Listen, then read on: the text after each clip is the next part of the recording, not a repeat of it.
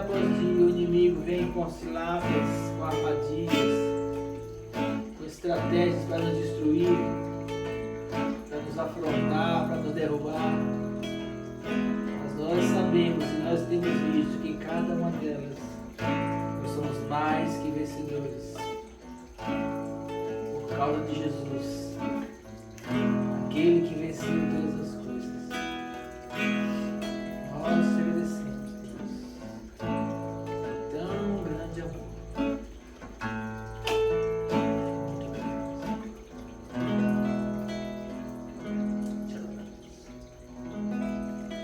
Aleluia. Boa noite. Boa noite. Boa noite. Estamos mais uma vez aqui juntos para adorar ao Senhor e aprender sobre o seu amor. Que você possa ficar tranquilo, ficar à vontade. Eu sei que Deus vai falar com você. Eu sei que Deus vai falar comigo nessa noite. Porque o nosso coração ama ouvir a voz do nosso Senhor.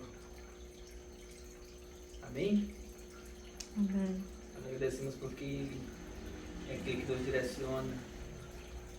Ele é aquele que nos guia. Ele é a nossa rocha, o nosso amor maior. Então o nosso coração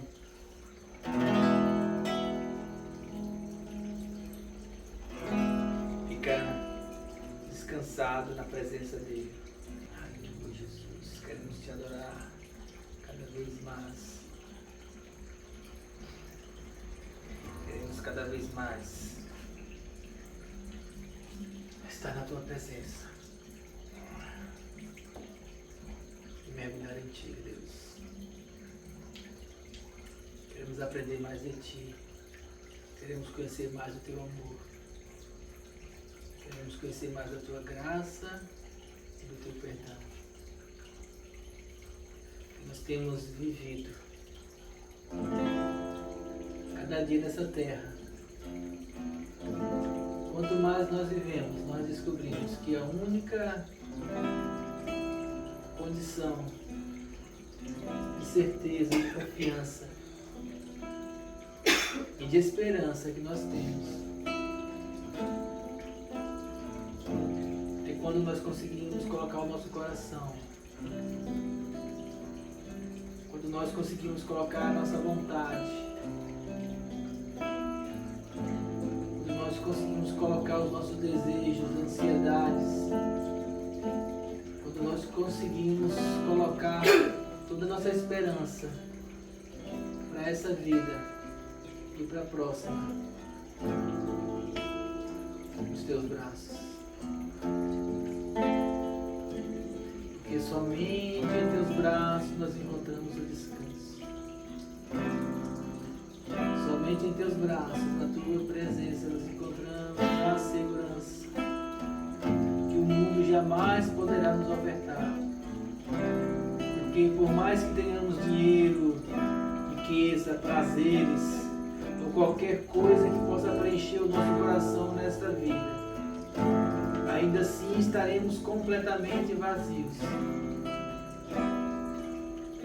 Porque a única coisa que enche o nosso coração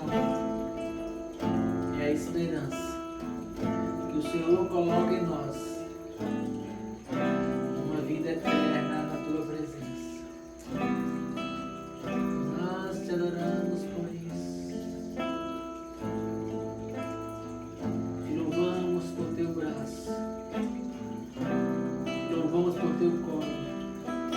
Te louvamos pelo descanso que nós só encontramos em ti. Paizinho querido, meu Abba, Pai de amor, eu te adoro, te adoro.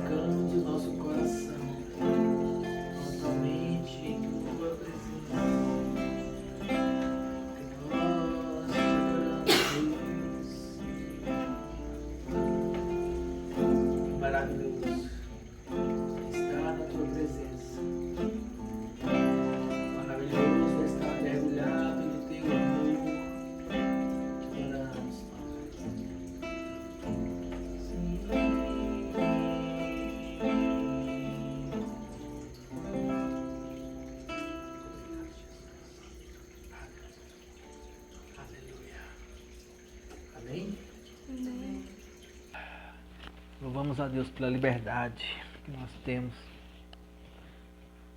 de poder entrar na presença dele.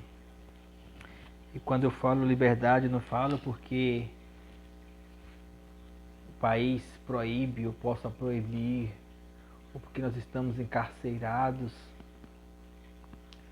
ou porque nós estamos de alguma forma limitados exteriormente de adorar a Deus. Eu falo liberdade porque aqui dentro, no meu coração, eu reconheço, eu consigo perceber a liberdade que eu tenho de chegar diante de Deus. Para isso eu não preciso estar com mãos presas ou mãos amarradas ou soltas. Para entrar no coração de Deus hoje, com a liberdade que eu tenho no meu coração, eu não preciso nem de boca. Porque não tem a ver com aquilo que os meus lábios expressam, tem a ver com aquilo que o meu coração sente. Por isso que é fundamental eu ter a consciência de que aquilo que os meus lábios expressam tem que ser aquilo que eu sinto no meu coração. E uma vez que eu sinto essa liberdade de chegar diante dos santos com ousadia, de chegar até o colo do Pai, não importa se você está preso, se você está solto, se você está limpo, sujo, se você está com fome, sem fome, se você está com frio, com calor.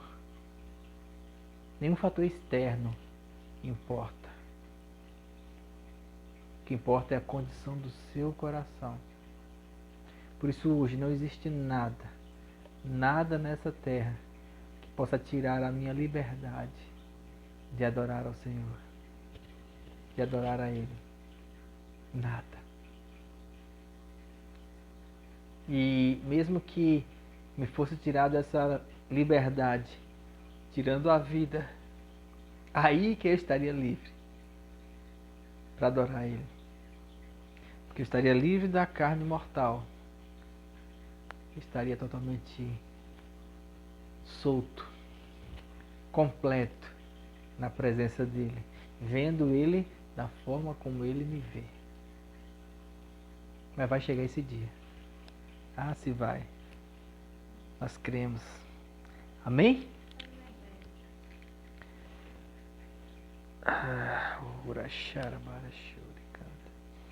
Deus tem falado comigo desde o começo do ano sobre o reino. E todas as mensagens que eu tenho postado aqui, que Deus tem colocado no meu coração, todas elas têm sido sobre o reino. Como eu tenho entendido esses dias coisas sobre o reino de Deus. Nós falamos sobre um reino eterno.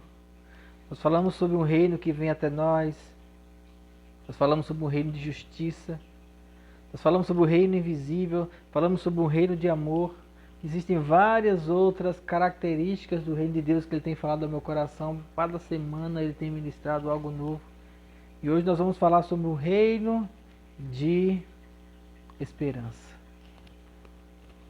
Eu acho interessante que quando eu tenho lido a Bíblia esses dias, buscando algo específico, e aí parece que se abre um leque sobre determinadas circunstâncias.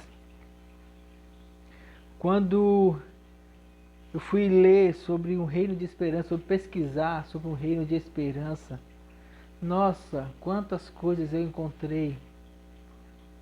Quantos textos que me passavam desapercebidos e que eles eram tão claros, eles são tão claros quanto a esperança que Ele coloca em nosso coração. E a esperança é algo tão eterno, porque uma dessas esperanças que o reino de Deus traz para nós é a esperança da vida eterna. Lá em Coríntios 13, quando ele fala sobre o amor, ainda que eu falasse a língua dos anjos e dos homens e não tivesse amor, seria como um sino que tine. E ele vai tecendo várias coisas sobre o amor. No final ele termina dizendo assim: agora pois permanece a fé, a esperança e o amor, e desses três o maior é o amor. E aí, meditando esses dias, eu fiquei pensando, poxa, a esperança está ali. como algo que permanece firme, algo que é colocado por Deus em nosso coração, algo que nós vivenciamos, que é uma característica do reino de Deus. E você fala assim, mas esperança, característica do reino, esperança não é algo que se vê. Exatamente. Até porque nós falamos aqui tantas vezes, temos repetido tantas vezes que o reino de Deus não é algo que se vê, mas é algo que se sente. Não vem o reino de Deus com visível aparência. E quando nós falamos sobre um reino de esperança, você parece muitas vezes reduzir o reino de Deus, que parece ser tão grande quando nós falamos em termos de igreja. E nós vemos as estruturas institucionais aí, e os grandes templos e as grandes denominações. E parece estar tudo tão montado, tudo armado. Só que quando nós vamos para o reino de Deus, ele é muito mais do que isso. Porque essas coisas, elas por si mesmas se destroem. As coisas materiais, na matéria ficarão. Ou na matéria serão destruídas. Mas o reino de Deus em nosso coração, esse nos enche de esperança. E que esperança é essa? Esperança de quê? E nós enumeramos aqui algumas coisas. E nós vamos ler várias passagens da Bíblia hoje, que são praticamente autoexplicativas. Eu vou ler e fazer alguns comentários pequenos sobre elas, mas é muito óbvio de como o reino de Deus ele é colocado como esperança dentro do nosso coração. Para começar, nós vamos falar sobre a esperança da reconciliação. Romanos 5 fala sobre essa esperança.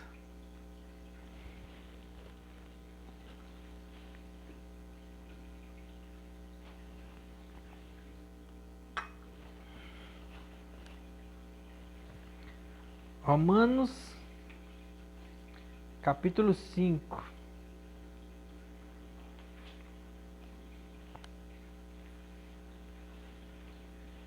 A partir do versículo 1. Vamos ler do 1 ao 11. Justificados, pois, pela fé. Romanos 5, 1.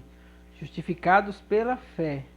Temos paz com Deus por meio ou através de nosso Senhor Jesus Cristo, por intermédio de quem obtivemos igualmente acesso pela fé. E essa graça na qual estamos firmes, gloriamo-nos na esperança da glória de Deus. E não somente isso, mas nos gloriamos também nas próprias tribulações, sabendo que a tribulação produz perseverança, a perseverança, experiência, e a experiência produz esperança. Ora, a esperança não confunde. Por quê? Porque o amor de Deus é derramado em nosso coração pelo Espírito Santo que nos foi outorgado. Porque Cristo, quando nós éramos fracos, morreu a seu tempo pelos ímpios.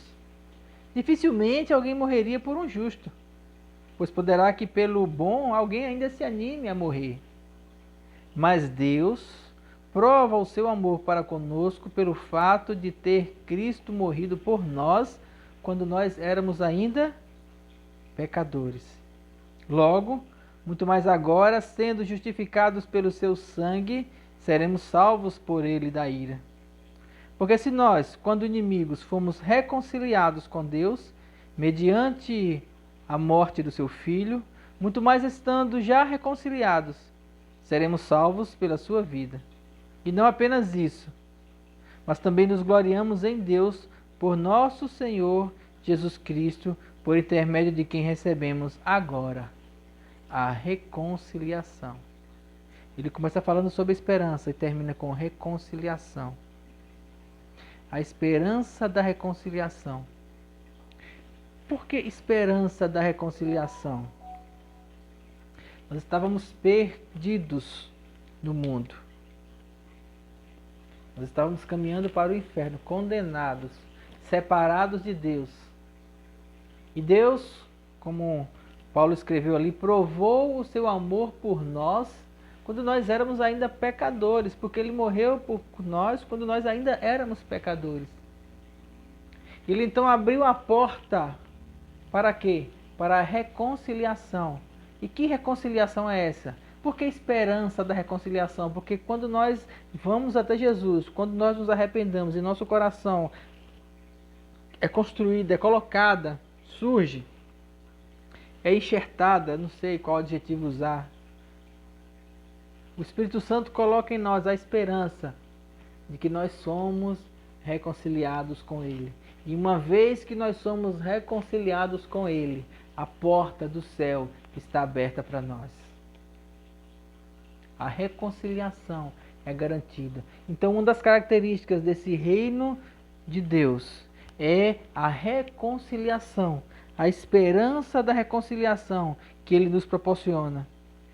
Porque se nós, quando éramos inimigos, fomos reconciliados com Deus por causa da morte de Jesus, muito mais nós estando já reconciliados, seremos salvos na sua vida. Ou seja, as tribulações, as tristezas, as aflições que nos apresentam na vida, a condenação do pecado, principalmente a condenação por pecado, que muitas vezes o diabo coloca na nossa mente, nós sabemos que nós não seremos condenados. E essa é a esperança que nós temos nele. Nós não seremos condenados, porque nós fomos reconciliados em Jesus, através da sua morte, através do seu sangue. Aleluia! Reconciliados com Cristo.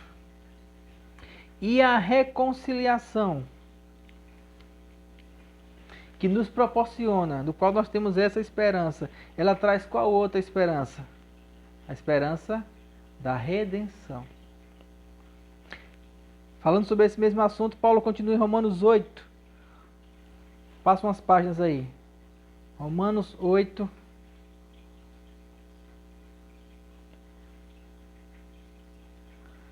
A partir do versículo 19. Aliás, vamos começar do 18. Vamos ler do 18 ao 25. E nós vamos falar agora sobre a esperança da redenção. Porque para mim, Paulo escreve, eu tenho por certo que os sofrimentos do presente tempo não podem ser comparados com a glória a de ser revelada a nós. E aqui ele está falando sobre essa esperança da reconciliação. Os sofrimentos que nós passamos agora, as dificuldades que nós passamos, diga-se de passagem que a maioria delas que nós mesmos causamos, os pecados que nós cometemos, as falhas que nós cometemos, as tristezas que vêm sobre nossas vidas, elas não são comparadas com a glória a ser revelada a nós. E ele continua, porque a ardente expectativa da criação aguarda a revelação dos filhos de Deus. Pois toda a criação está sujeita à vaidade. A vaidade ele quer dizer ao pecado. Não voluntariamente, mas por causa daquele que a sujeitou. Toda a criação está sujeita ao pecado. Toda a criação, ele está falando todo o planeta. Toda a natureza. Toda a natureza ela está corrompida pelo pecado. Não porque ela quis, mas por causa daquele que a sujeitou, que foi o homem quando pecou. Na esperança de que a própria criação será redimida do cativeiro da corrupção, para a liberdade da glória dos filhos de Deus. Redenção, toda a criação, assim como nós, seremos redimidos do cativeiro da corrupção. Existe uma prisão de corrupção, existe uma prisão de destruição que ela vem dominando o mundo desde o dia em que houve o primeiro pecado no mundo. O pecado se estendeu. Aí você fala assim, pastor, mas isso é espiritual, isso não tem uma função natural. Não se aplica às coisas da matéria. A Bíblia diz que em Atos que após o pecado, Deus falou assim, agora a terra produzirá espinheiros e erva daninha por tua causa. Tudo que há no mundo, toda a corrupção, e aí nós temos hoje, desde mudança climática, de tantas coisas que têm acontecido no planeta, e nós percebemos claramente, basta estudar um pouco de da própria história do planeta, de geografia ou de biologia, você percebe que o planeta está caminhando para um processo de destruição. E tem alguns cientistas que já dão até data. Aquecimento do planeta Terra em tantos graus, eventos diferentes, coisas que não aconteciam em determinada região, acontece chuva demais, depois sol demais, neve demais, e parece que tudo que não aconteceu no último século tem acontecido agora. A maior nevasca do século, a maior enchente do século, o maior sequidão do século, e parece que tudo que é maior do século tem acontecido nesses últimos dias. Por quê? Porque a Terra está nesse processo de destruição. E ela aguarda o quê? Ela aguarda a redenção. Parece que o planeta ele espera pela redenção, assim como nós também esperamos pela redenção. E essa é uma esperança do nosso coração. A esperança da redenção. A esperança do dia em que, uma vez por todas, tudo isso vai ser consertado. Para que nós possamos, então, de fato, viver tudo aquilo que Deus quis para nós desde a fundação do mundo. Porque toda a criação geme e suporta as angústias até agora. Não somente ela, mas também nós que temos as primícias do Espírito, igualmente gememos em nosso espírito, aguardando a adoção de filhos, ou seja, a redenção do nosso corpo. É uma das coisas que nós, quando começamos a conhecer o reino de Deus, nós começamos a sentir. Nós vivemos sobre a terra, nós caminhamos, nós fazemos coisas diversas, mas a nossa carne, o nosso corpo, existe em nós uma esperança de que nós vamos nos livrar de todo esse peso que tenazmente nos assedia. Nós vamos nos livrar de toda essa carga de pecado e culpa e de tentações. Nós seremos redimidos de todo esse pecado e estaremos com Ele na glória. Essa redenção, essa esperança da redenção é algo que está em nós através do Reino de Deus. Nós sentimos essa esperança quando nós entramos no Reino de Deus. A esperança de sermos redimidos, a esperança de uma vida com Ele, a esperança de uma purificação do mal, do pecado, todas as coisas que há em nossas vidas. E quando eu falo há em nossas vidas, não me refiro só ao corpo, me refiro aqui a toda a matéria. Tudo isso vai ser redimido por causa daquele que morreu na cruz. Mas a redenção é para todos? Não. A redenção está no reino de Deus. É para todos no sentido de que é aberto para todos, mas só tomam posse. Só fazem parte dela todos aqueles que querem, todos aqueles que creem.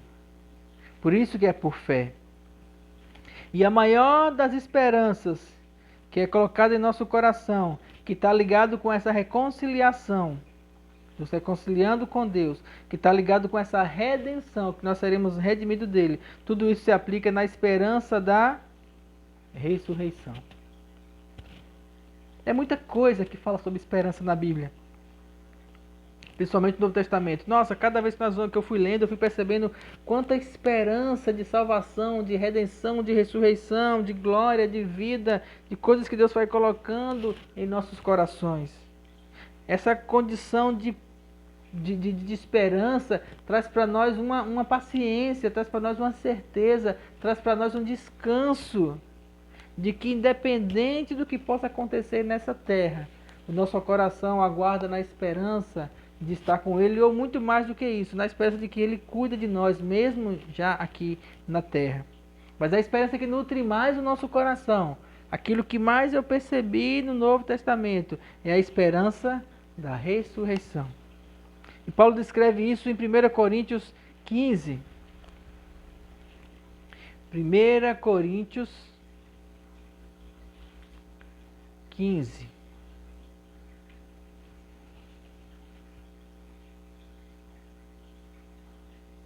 A partir do versículo 13. Havia um questionamento que Paulo estava explicando para eles aqui, porque alguns começaram a questionar se havia ou não ressurreição.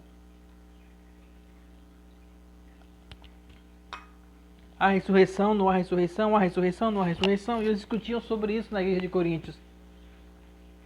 E aí Paulo, para responder para eles, começa dizendo assim, versículo 13, de 1 Coríntios 15, 13.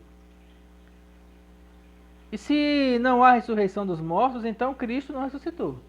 Primeiro ponto que ele colocou aqui. Para acabar com a questão. Ou você acredita que Cristo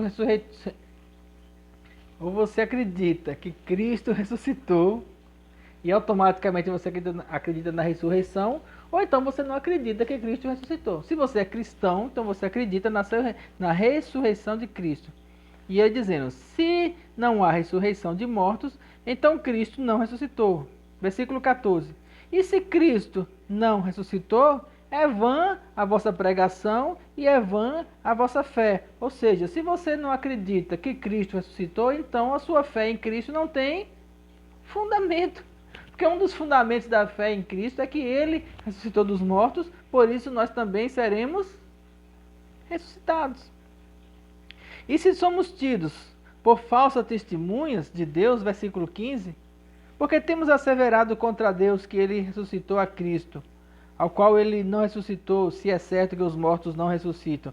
Ou seja, nós estamos falando o que aqui para vocês? Que Ele ressuscita os mortos. Então não é falso o nosso testemunho, porque nós cremos dessa maneira e assim pregamos. Versículo 16. Porque se os mortos não ressuscitam, também Cristo não ressuscitou. E se Cristo não ressuscitou, é vã a vossa fé e ainda permaneceis nos vossos pecados. Se você não acredita que Cristo ressuscitou, então você não acredita que Ele morreu na cruz por você e que Ele redimiu seus pecados. Então você ainda está preso aos seus pecados. A sua fé de redenção nos pecados e a sua esperança em Deus ficou nula. É um fundamento. O fundamento é que Jesus morreu naquela cruz e que ressuscitou e que a morte na cruz trouxe a redenção dos nossos pecados, trouxe a reconciliação, trouxe a vida para nós. Esse é um fundamento básico do Evangelho e por incrível que pareça, queridos, nos dias de hoje eu tenho visto pessoas pregarem em igrejas sobre um Cristo não ressuscitado. Pessoas que se dizem cristãs, mas pregam que aquilo foi algo criado, ou é metafórico, ou coisas desse tipo. Muitos céticos têm contaminado a igreja com doutrinas erradas sobre Cristo não ter ressuscitado. Mas o fundamento de que nós colocamos a nossa fé é de que Cristo morreu naquela cruz e ressuscitou. E através da morte nós morremos com Ele, como ele escreveu em Romanos, sepultados pois com Ele no batismo, ressurgimos com Ele em glória. Nós cremos que Jesus morreu e ressuscitou e assim também nós. Esse é um fundamento básico, só que é um fundamento de fé. E ainda mais, ele fala aqui, se você acredita que Cristo não ressuscitou, versículo 17, é vã a vossa fé e ainda permaneceis nos vossos pecados. E ainda mais, os que dormiram em Cristo pereceram. Ou seja, aqueles que morreram pela fé não fizeram nada. E lembre-se que tudo é por fé. E ele termina dizendo assim, olha, se a nossa esperança em Cristo se limitar apenas a esta vida, então nós somos os mais infelizes de todos os homens. Se a fé em Jesus que você tem se limita só ao tanto que você vai viver nessa terra, então toda a esperança deixou de existir. E tem pessoas que admiram muito Jesus. Esses dias eu escutei de um filósofo na internet, uma pessoa que você admira, Jesus. Ah, mas você não é ateu? Sou ateu, mas eu admiro a doutrina, eu admiro a história, eu admiro todo o ensinamento de Jesus. Para mim, ele foi uma das pessoas mais notáveis, se não a mais notável de todos os tempos. Beleza. E quanto à ressurreição? Não, isso aí já é um ponto que eu não entro. E aí cabe para esse homem isso que Paulo escreveu aqui. Se a nossa esperança em Cristo se limita apenas a essa vida, nós somos os mais infelizes de todos os homens. Porque a esperança que o reino de Deus traz ao nosso coração é a esperança de uma vida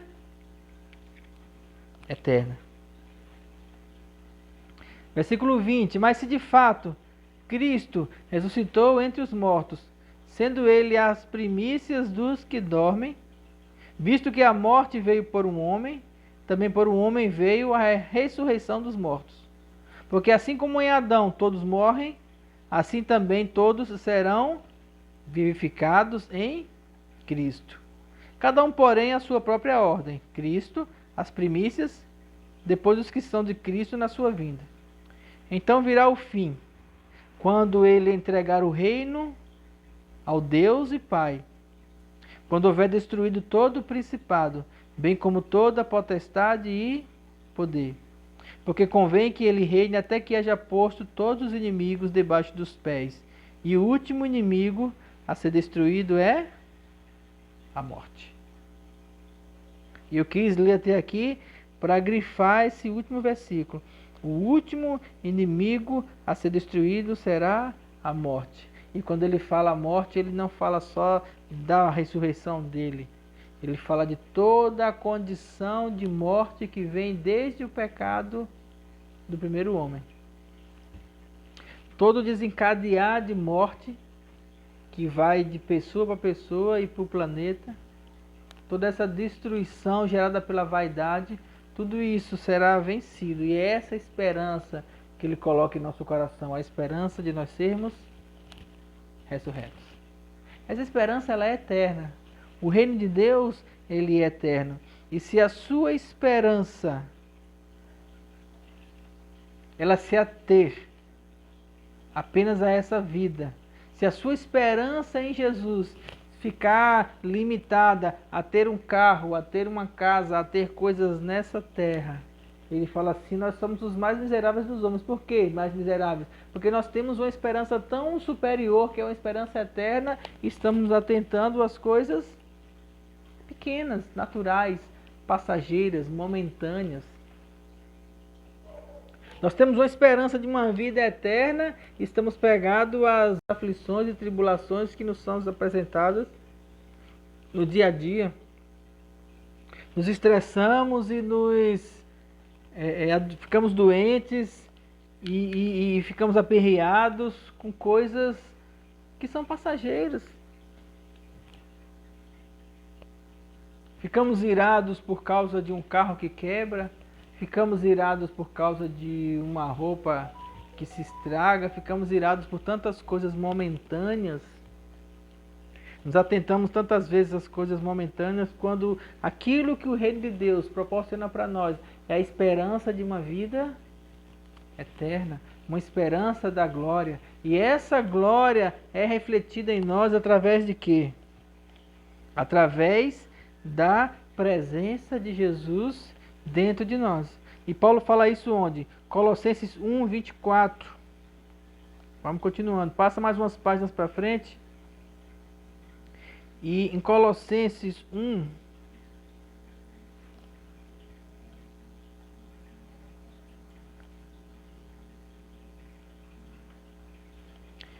ele volta a falar sobre o mesmo assunto que a gente começou lá em Romanos. Agora, pois, me regozijo dos meus sofrimentos por vós, e preencho o que resta das minhas aflições em Cristo, na minha carne, a favor do seu corpo, que é a igreja, do qual me tornei ministro de acordo com a dispensação da parte de Deus que me foi dada, que me foi confiada a vosso favor, para dar pleno cumprimento à palavra de Deus. Ora, o mistério que estivera oculto dos séculos e das gerações, agora todavia se manifestou aos seus santos,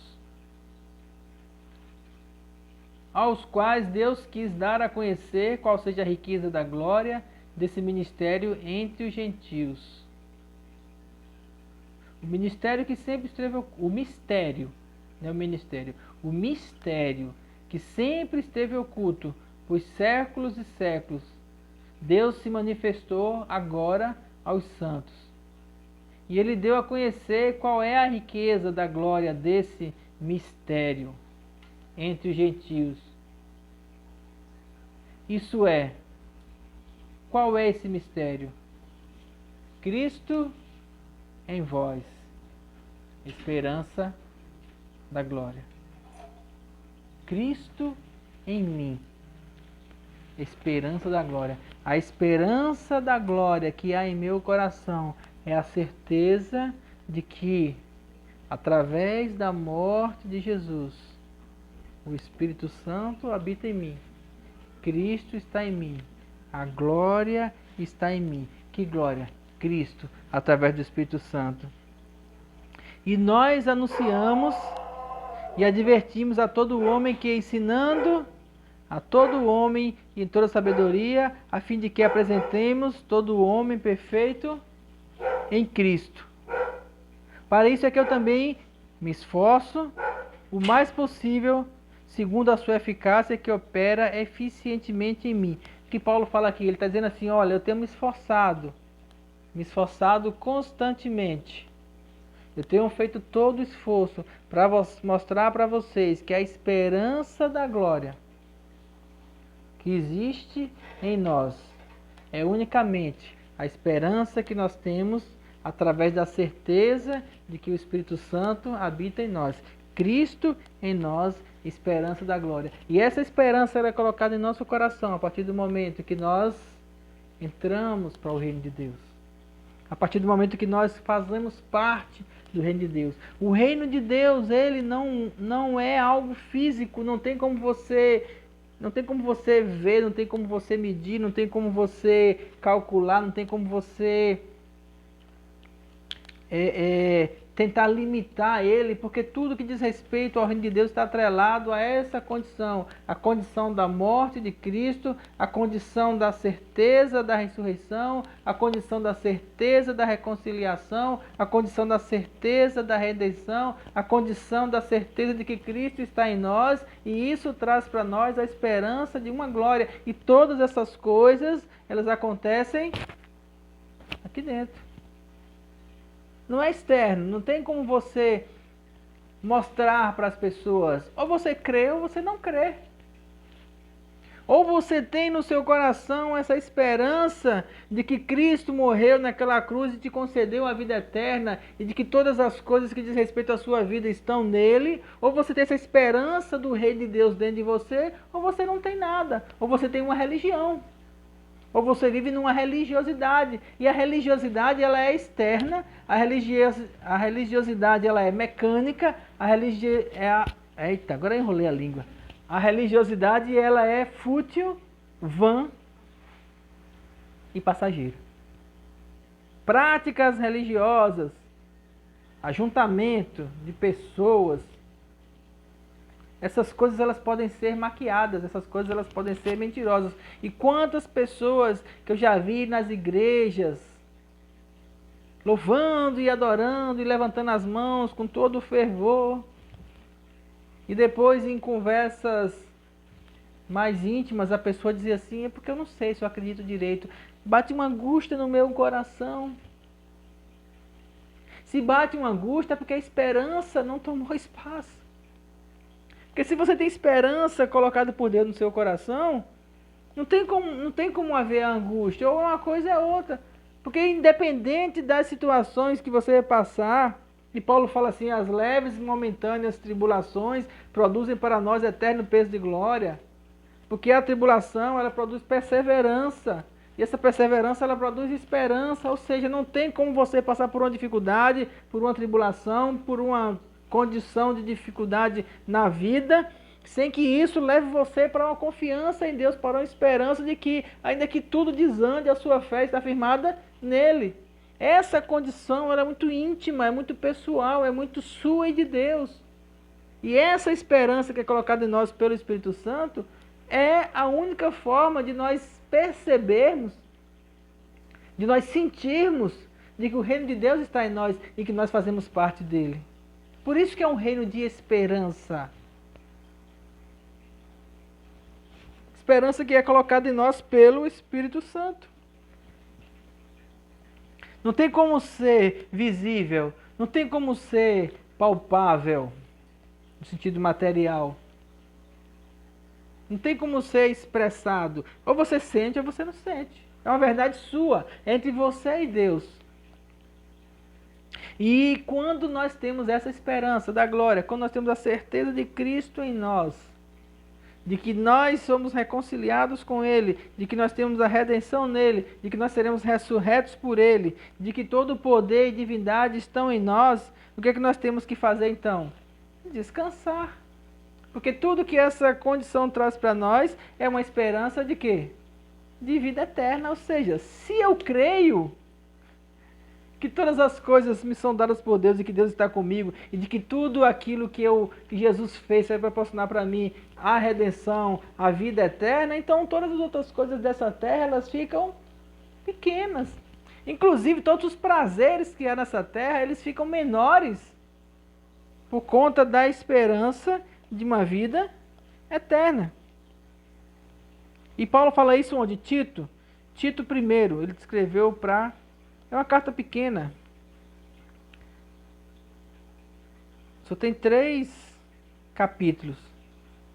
E aí no Tito 1 ele começa dizendo assim: Paulo, capítulo 1, versículo 1. Servo de Deus, apóstolo de Jesus Cristo, para promover a fé, que é dos eleitos de Deus, e o pleno conhecimento da verdade segundo a piedade. Ou seja, eu sou Paulo, fui eleito por Deus para promover essa fé. Aqueles que foram eleitos por Deus, e promover o quê? O conhecimento da verdade segundo o amor. Na esperança de uma vida eterna, que o Deus que não pode mentir prometeu antes dos tempos eternos. Antes dos tempos eternos, antes do mundo ser criado, toda essa condição de redenção, toda essa esperança, toda essa condição que Jesus conquistou para nós na cruz do Calvário, já foi prometida por Deus. E ele é claro quando ele fala aqui, o Deus que não pode mentir. Não é que ele não queira, ele não pode. Ele não pode ir de encontro a quem ele é. Nos prometeu antes dos tempos eternos e, nos tempos devidos, manifestou a sua palavra mediante a pregação que me foi dada por mandato de Deus, nosso Senhor e Salvador. Ou seja, antes da eternidade, Deus já preparou a condição de esperança de vida eterna. Manifestou a sua palavra. Quem é a palavra? Jesus.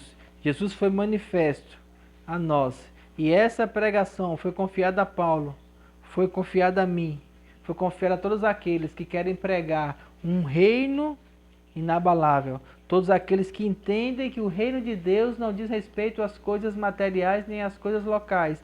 Todos aqueles que entendem que a esperança que o reino de Deus traz para nós é a esperança da vida eterna. Não que nós não devamos viver ou vivenciar as coisas daqui. Não que nós não devamos fazer as coisas que tem que fazer para aqui, mas a cada passo que nós damos, a cada atitude, a cada situação que nós andamos,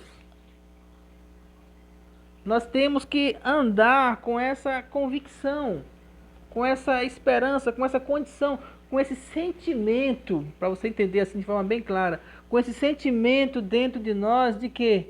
De que há algo superior que nos é dado. E que há algo muito maior que nos é colocado. Para quê? Para que nós não venhamos a desfalecer, a ficar tristes, ou angustiados, ou estressados com as diversas situações que a vida nos oferece. E como nós andamos nessa terra? Será que Deus ia simplesmente dizer, faça assim e pronto? Não. No próprio livro de Tito, se você pular para Tito, capítulo 3, no versículo 1, passa aí umas 2 páginas. Ele começa a dar algumas orientações, a dar alguns procedimentos para que com essa esperança no nosso coração a gente comece a de fato vivenciar aquilo que nós já somos, ou seja, aquilo que é eterno. E ele começa dizendo assim, no versículo título 3 primeiro, ele fala, olha, lembre-se de que sujeitem aos que governam, as autoridades sejam obedientes, ou seja, autoridades são colocadas aí, naquele tempo tinham reis, hoje tem governantes, as leis sociais são estabelecidas, se sujeitem a elas, estejam prontos para toda boa obra, obedeçam às leis e sejam bons. Isso é um princípio fundamental daqueles que querem viver o reino de Deus. Obedeçam às leis e sejam bons. Difícil hoje, viu? Porque as pessoas não estão tendo o hábito de ser bons uns com os outros.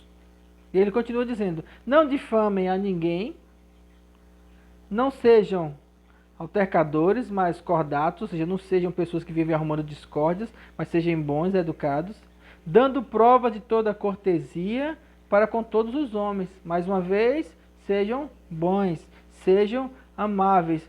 Por quê?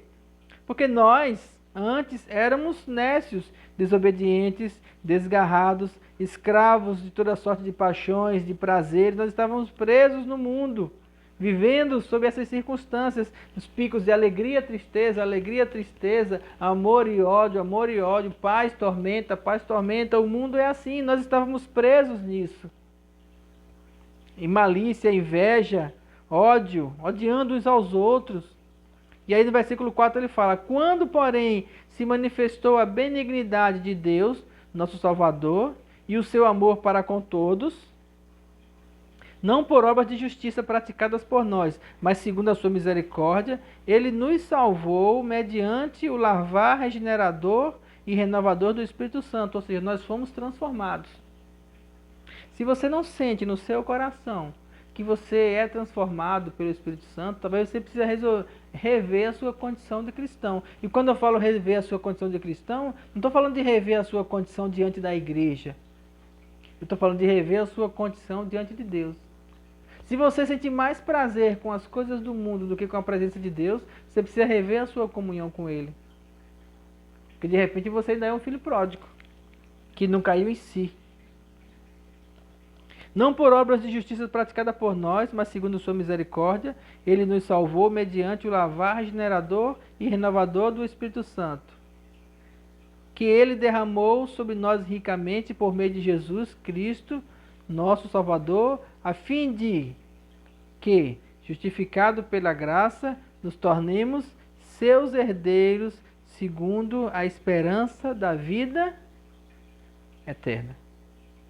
A esperança da vida eterna em nossos corações faz com que nós venhamos a ser cordiais, a andar em amor para com todos os homens.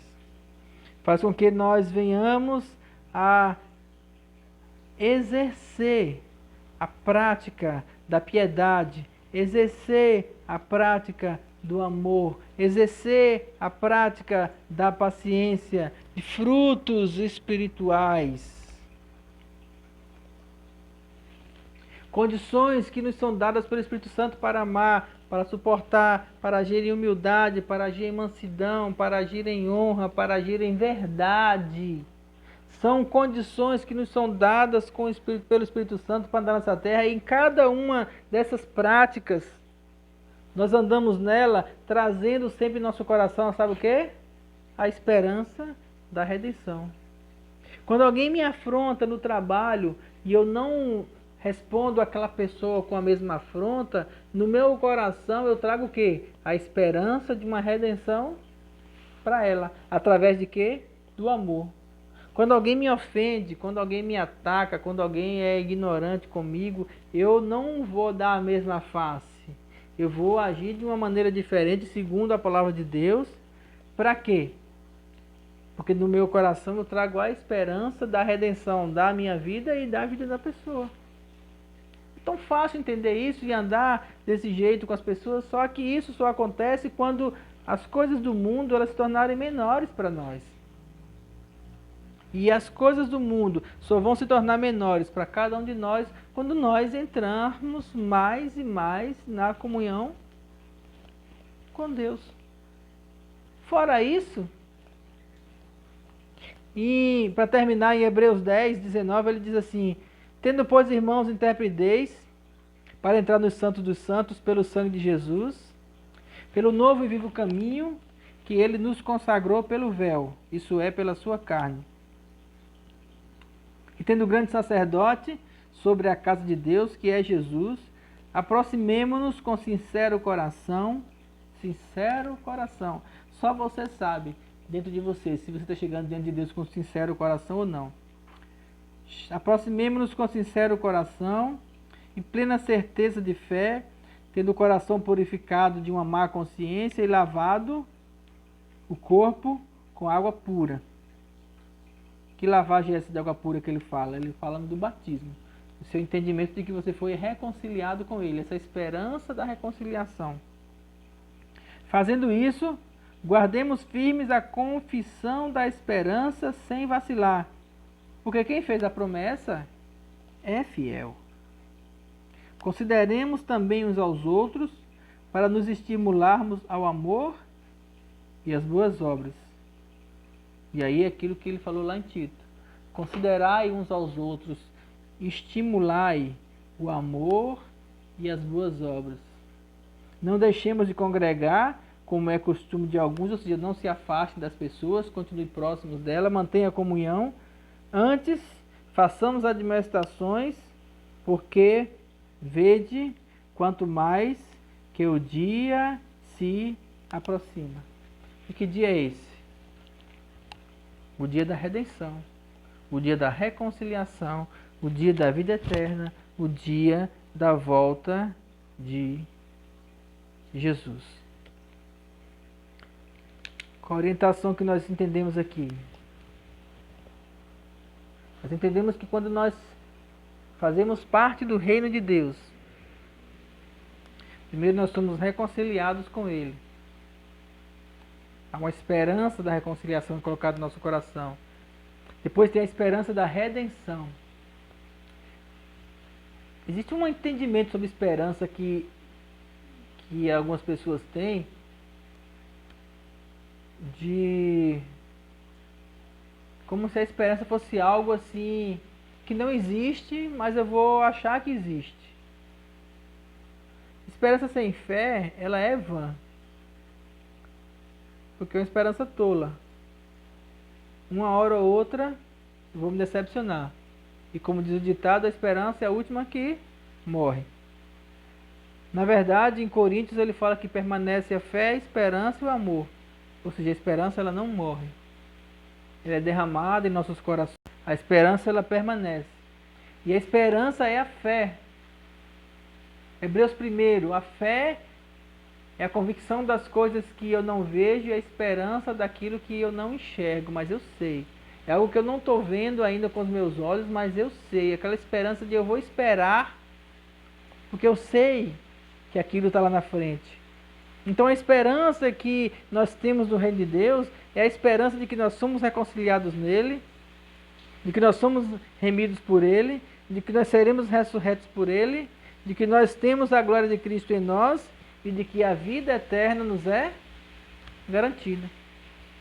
É uma esperança completa de salvação, de redenção, que nós não precisamos morrer para alcançá-la. Ela está aqui dentro de nós. E essa esperança dentro de nós é que nos alimenta. Essa esperança dentro de nós é que nos sustenta. Essa esperança dentro de nós é que traz paciência. Essa esperança dentro de nós que nos traz longanimidade. Essa esperança dentro de nós que é gerada de fé em fé, que faz com que os frutos espirituais vivam constantemente no nosso dia a dia. E isso é um vivenciar de esperança, dia após dia, na certeza de que nós somos redimidos, de que nós somos salvos, de que a vida eterna já é nossa. Isso não tem a ver com igreja. Isso não tem a ver com ministérios. Isso não tem a ver com música. Isso não tem a ver com coisas externas. Isso tem a ver com uma condição no seu coração. E o que eu oro a Deus é que você consiga perceber essa esperança dentro de você. A esperança da glória. Cristo em nós. Esperança da glória. Quando você entende isso e você para o seu mundo por fora e você busca a comunhão com Deus, essa esperança ela é manifesta dentro de você. Eu não vou dizer derramada porque ela já está lá, se você tem o Espírito Santo. Só precisa que você deixe ela se manifestar. E uma vez que ela é manifesta, existe uma condição de tranquilidade. Uma vez que ela é manifesta, existe uma condição de paz. Existe uma condição de certeza dessa esperança, de que ainda que tudo se acabe nessa vida, ainda que a figueira não floresça, ainda que não haja fruto na vide, ainda que o produto da oliveira minta, ainda que os animais sejam levados dos currais, está escrito lá em Abacuque, ainda assim eu me alegrarei e exultarei no Deus da minha esperança, no Deus da minha salvação, no Deus da minha vida. Ainda que eu ande por um vale de sombra de morte, não temerei mal algum, porque tu estás comigo. Queridos, não tem a ver com a circunstância externa, não tem a ver pelas circunstâncias que você passa, não tem a ver com tribulação, não tem a ver com tristeza, não tem a ver com destruição, não tem a ver com nenhum fator externo, tem a ver com a condição interna do seu coração. Ou você reconhece e vive com a esperança do reino dentro de você, sabendo que ela é real no seu coração, ou então você não compreendeu ainda o que é o reino de Deus. E eu oro a Deus para que você compreenda, para que você enxergue quem Ele é e tudo aquilo que Ele pode proporcionar na medida que você mergulhar nele. Essa condição de descanso, essa condição de paz, essa condição de esperança de uma vida eterna. Amém? Vamos orar? Busque dentro de você essa esperança. Porque o reino de Deus em nós é um reino de esperança. Um reino de tranquilidade. Um reino de descanso.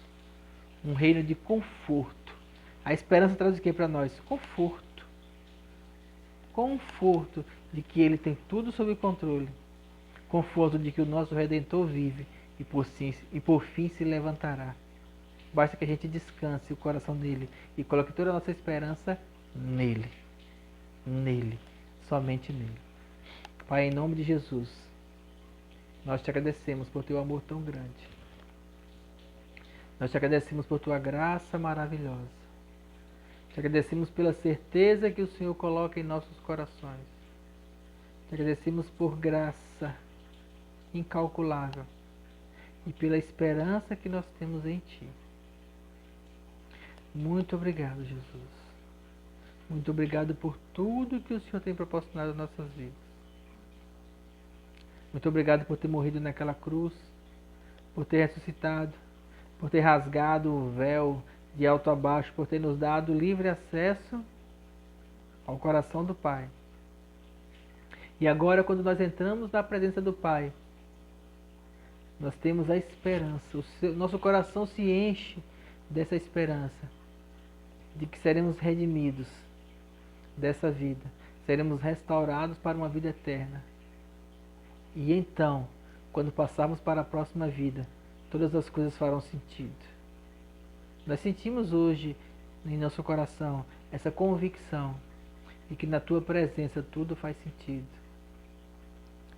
E o que nós te pedimos é que o Senhor reforce em nossos corações, no coração de quem nos ouve, a esperança da glória de Cristo, a esperança da reconciliação, a esperança da salvação, a esperança de uma vida eterna que nós temos em Ti.